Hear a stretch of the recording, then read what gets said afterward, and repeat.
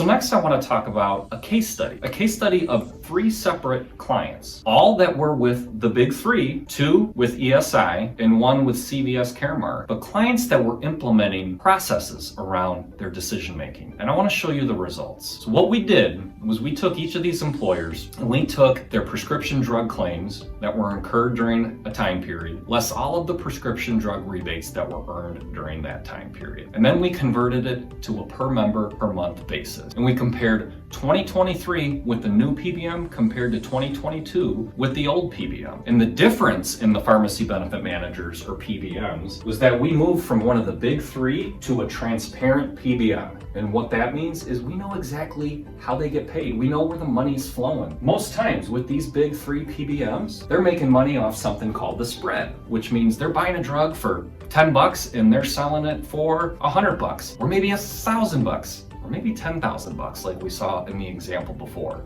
And that's not disclosed. And when we move into a transparent environment and we know how that carrier partner is getting paid, you start to see different results. And that's exactly what all 3 of these clients saw. In aggregate, they saw a 23% reduction in their per member per month pharmacy costs year over year. 13% for one employer, almost 21% for another employer, almost 41% for the third employer. Now let that sink in for a minute. The rest of the country has a national pharmacy trend of 8 to 10% every single year. These employers literally saw a 23% reduction in aggregate on their spend. So an absolutely huge success story for all 3. Had a huge impact on their overall budget, but more importantly, had a huge impact on the patients, the employees, the spouses, the children that were utilizing these benefits. That is what is possible when you start making decisions in the best interest of the participants on the plan. So why isn't every employer doing this? Let's talk about it. The reason? It's fear of change. And if there's one thing that I think we've all found can overcome fear of change, it's education. I think back to COVID when it first came out and how I was disinfecting my groceries. Why was I doing that? Because I was afraid. We didn't know enough about the virus at that time. And I guarantee you that's not the craziest thing that people were doing either. And as we started learning more and more about the virus and vaccines became available, people got more comfortable with it. And maybe not everybody's disinfecting their groceries anymore. But when it comes to your health insurance plan, I get it. Change is hard too. You have to consider questions like, will we have to switch from Blue Cross Blue Shield? Well, the answer to that is maybe, but maybe not. Are you going to have to switch your doctor? Maybe. But let me ask you a question there. Do you know if the doctors that you're seeing on a regular basis are even of good quality? That might be something that you want to look at first. 3, and a tough one. Will you need to fire your broker? Well, maybe. You might have to, and that might be a hard truth. But your broker may be perfectly capable of doing that type of analysis. And if not, you need to go out and you need to get a second opinion of somebody who can, so you can make sure